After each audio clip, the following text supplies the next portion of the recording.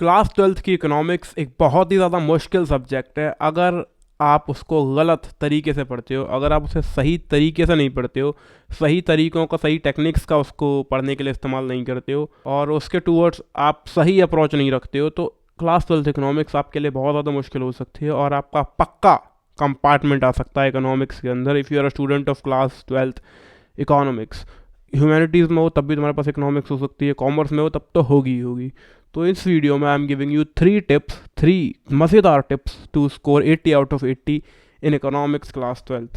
सो 3 tips की अगर हम बात करें तो नंबर 1 है आपके लिए IED यानी इंडियन इकोनॉमिक डेवलपमेंट, जो आपका सब्जेक्ट है उसके लिए। सुन लो, मेरी बातों को ध्यान से सुनना, समझना, फील करना और फिर एट द एंड अप्लाई कर देना। इंडियन इकोनॉमिक डेवलपमेंट जो तुम्हारी पूरी किताब है ना, वो ना एक स्टोरी है, एक कहानी है और उसको कहानी की तरह पढ़ोगे तो ज़्यादा अच्छे से समझ में आएगा। मैं बताता हूँ कहानी के अंदर क्या है।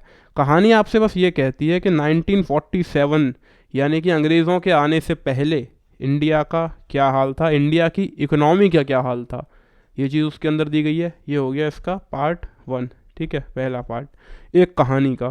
फिर 1947 से लेकर के 1991 यानी जब तक ब्रिटिशर्स जब चले गए 1947 में, और 91 में 1991 में जब नई इकोनॉमिक पॉलिसी आई, तब उस ड्यूरेशन में उस समय में एक इंडिया की इकोनॉमी ने किस तरह से खुद को इम्प्रूव करा, क्या क्या तरीके लगाए गए, क्या क्या नई नई पॉलिसीज़ आई, क्या क्या चेंजेस हुए, क्या लोगों ने फॉलो करा जिससे बदलाव आए और क्या क्या बदलाव आए। That is the part 2 of that story.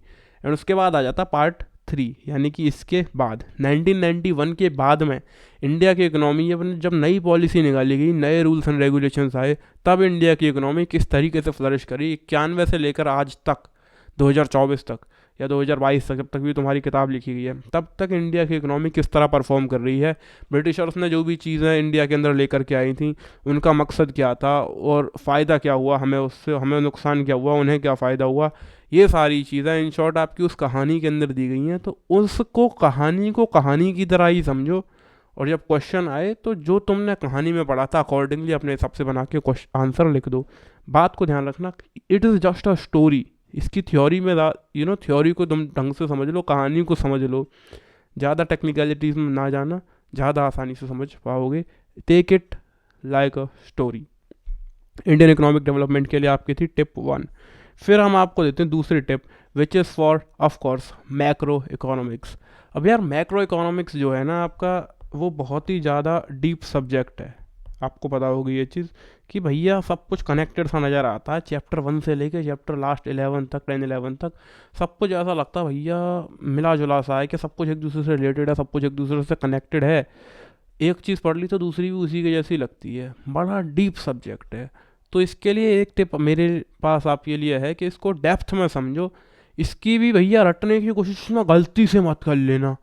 IED में मैंने कहा था कहानी है तो कहानी याद कर लोगे, काम चल जाएगा। मैक्रो इकोनॉमिक्स में अगर तुमने कुछ भी रटने की कोशिश करी, then it is a big big mistake for you. आप पक्का भूल जाएंगे, मेरी बात मानो, 100% मैं यहाँ पे लिख के दे सकता हूँ तुम्हें, तुम भूल जाओगे अगर तुमने रटा कुछ भी मैक्रो इकोनॉमिक्स में। तो कुछ भी रटने की कोशिश मत करना, वहाँ पे एक एक कॉन्सेप्ट को समझना, डीपली अंडरस्टैंड करना। तुम्हें कोई कॉन्सेप्ट समझ में आ गया ना, तो उससे कुछ और कनेक्ट करके देखो, अपना दिमाग लगाओ, अपने तगड़म लगाओ कि कोई चीज़ है तो क्यों है।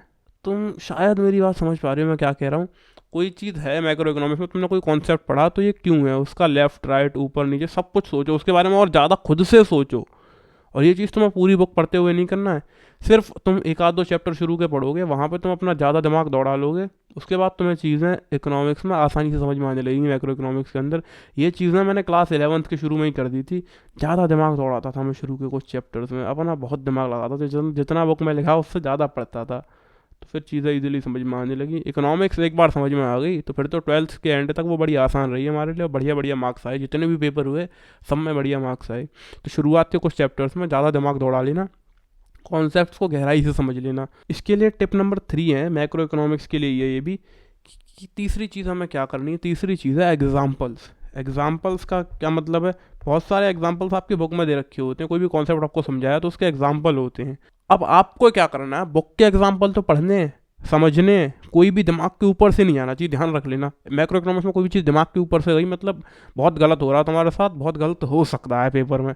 तो इसलिए उस चीज़ को समझ लो, दिमाग से ऊपर ना जाए। और जब दिमाग के अंदर आ जाए तो जो कॉन्सेप्ट बुक में दे रखे हैं, जो एग्जाम्पल्स बुक में दे रखे हैं, वैसे खुद कुछ एग्जाम्पल्स बनाने हैं आपको, अपनी ज़िंदगी की कुछ और चीज़ों से उन्हीं कॉन्सेप्ट्स को रिलेट करना है। जब तुम रियल लाइफ से मैक्रो इकोनॉमिक्स के कॉन्सेप्ट्स को रिलेट करोगे तो मज़ा बड़ा आएगा, आपका इकोनॉमिक्स फेवरेट सब्जेक्ट हो जाएगा। ऑल दो 12th में लास्ट 2 ही महीने बचे हैं इकोनॉमिक्स पढ़ने के लिए, बट तुम्हें इस सब्जेक्ट से प्यार हो गया तो ज़िंदगी भर प्यार रहेगा और मज़ा आएगा यार। मुझे भी बड़ा इस सब्जेक्ट से 11th के शुरू में ही प्रेम हो गया था। पूरे 2 साल मेरा फेवरेट सब्जेक्ट ये था, सबको मुश्किल लगता था, मुझे आसान लगता था, मुझे इसमें आते थे मज़े। तुम्हें भी आएंगे मज़े जब तुम रियल लाइफ एग्जाम्पल से इसको कनेक्ट करोगे, कॉन्सेप्ट में ज़्यादा डीप डाउन डाइव करोगे, और macro sorry Indian economic development की कहानी को कहानी की तरह पढ़ोगे, थ्योरी की तरह पढ़ोगे, ज़्यादा उसमें टेक्निकली नहीं घुसोगे, आपके लिए इकोनॉमिक्स हो जाएगा आसान। और अगर आप इस चैनल को सब्सक्राइब करते हो तो हमारे लिए इस यूट्यूब पर ग्रोथ हो जाएगी आसान। Thank you so much for watching this video. इस चैनल को सब्सक्राइब कर सकते हैं, इस चैनल पर जो भी वीडियोस और दिए गए हैं वो सभी के सभी आपके काम के, उन सबको देख सकते हैं। मैं मिलता हूँ आपसे अपने अगले वीडियो में। Till then bye bye.